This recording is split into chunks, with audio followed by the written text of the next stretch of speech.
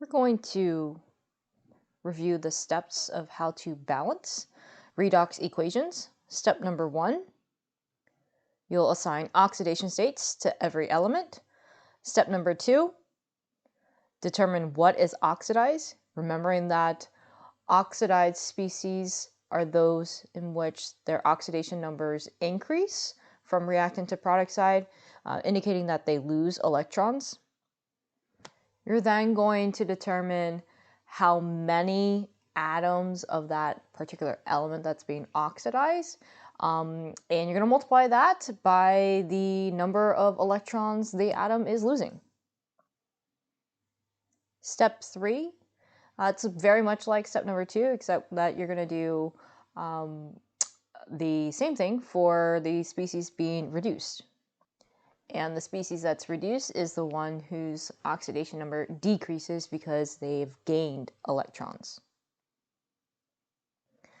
After you've determined what is being reduced and you've calculated the number of electrons being gained by that chemical species, you have to balance the number of electrons of oxidation to that of reduction. You do that by multiplying the coefficients of the oxidation half reaction, and you multiply the coefficients of the reduction half equation, so that you end up with the same number of electrons for the oxidation part and the reduction part. Then step number 5 is to balance oxygens if they're present. And the way we do that is we add waters to the side that needs more oxygens. Then finally, we're going to balance the hydrogens by adding hydrogen ions to the side that needs more hydrogens. Final step is to always double check your answer. You always want to make sure that your final balanced equations are balanced in terms of atoms and charge. Then what you're left with, once the atoms are balanced and the charges are balanced, what you're left with is your balanced net ionic equation for a redox reaction. So we're going to take a look at some examples. We're going to look at the next equation on your example list, which is equation number 3. Go ahead and record the original equation 3, and then come back to this video and watch how it's worked out and how we end up balancing that equation following these 7 steps. Okay, here is equation number 3 from your balancing redox equation handout. Step number 1 is to assign oxidation states to every element in the reaction. I know oxygen 99% of the time is going to have an oxidation state of -2. The manganese, however, has to be calculated, and I know that manganese plus the 4 oxygens, and each one of those oxygens has a -2 oxidation state, so that gives me a total of -8. All of that has to add up to the charge of the compound.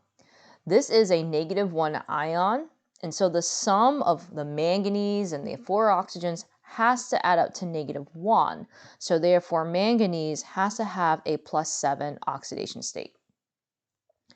The sulfur on the reactant side, or the sulfide ion, is going to have an oxidation state of -2, because I know when I have solo elements by themselves, their oxidation state is going to be equal to the charge that they have. So if it's an ion here, it is simply the charge of the ion. Looking here at our products, I have manganese by himself, solo, so it acquires an oxidation state equivalent to its charge. So this one's going to be a +2. And then finally, I have sulfur by itself again, but this one has no charge, so this one has an oxidation state of 0. So I've just completed step number 1. Oxidation states have been assigned to everything in my reaction. Step number 2 is to identify what is oxidized. And again, oxidation is the process of losing electrons. And so we identify the element whose oxidation state increases. So if I'm examining my reactants, I notice here that the sulfur starts off as a -2, but then it ends as a 0. So that's an increase in your oxidation number. The sulfur is being oxidized. So I'm going to draw a half box pointing towards the sulfurs, and I'm going to write the number increases, and I like to write out that that's my oxidation. Then I calculate how many electrons are involved in this oxidation half reaction. There's one sulfur atom, and the sulfur is changing by an oxidation number of 2. So that represents 2 electrons. And so there's 2 electrons total that are lost in this oxidation process. Step number 3, identify what is reduced. Reduced means gaining electrons, so the species oxidation state is going to decrease because it's gaining negative electrons. So again, I examine my reaction, and I notice here that manganese starts as a +7 and it ends as a +2. The manganese oxidation number went down, it decreased, and that decrease is the indication that it is undergoing reduction. And so there's one manganese atom, and it's changing by 5 electrons. And so that gives me a total of 5 electrons gained through this reduction process. Now I examine how many electrons for the oxidation and how many electrons for the reduction, and we know that the number of electrons lost in oxidation has to be the same number of electrons gained in reduction. It's the same electrons that are moving from one thing to the other thing. So there has to be a conservation of electrons. And so I'm comparing these number of electrons, your moles of electrons, those have to be the same. In this case, they're not. And so we have to multiply here by some number so that they end up being the same. And the least common multiple between 2 and 5 is 10. And so if I multiply the oxidation equation by 5, that gives me 10 electrons. And when I multiply the electrons by 5, I really need to multiply the corresponding coefficients of the oxidation half by 5 as well. So since my half box is pointing to the sulfurs, the coefficient of each sulfur gets multiplied by 5,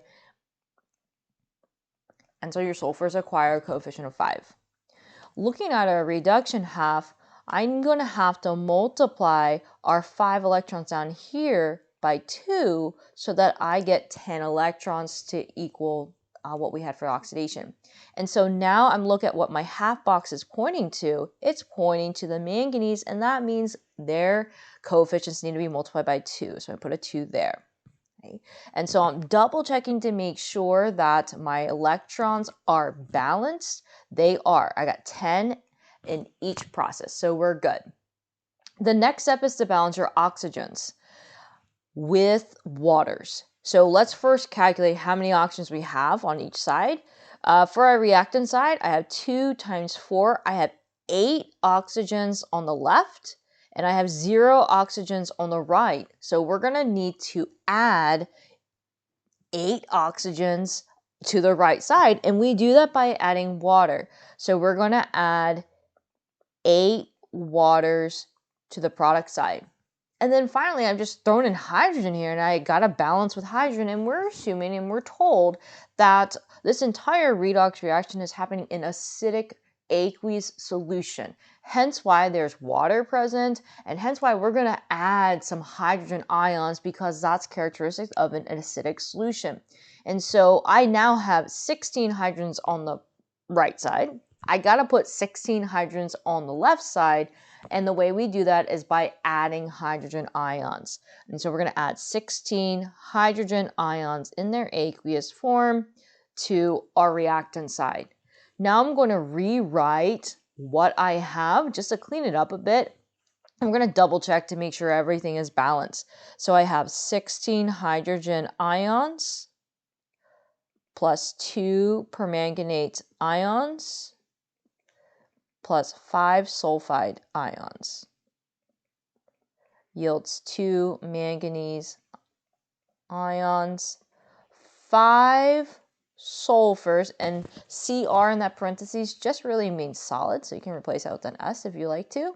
And we have 8 liquid water molecules. I'm sorry, 8 liquid water moles. So double check here. Your final answer, make sure you're balanced for atoms and charge. Atoms just means make sure you have the same number of hydrogens both sides, same number of oxygens, etc. And we're pretty good.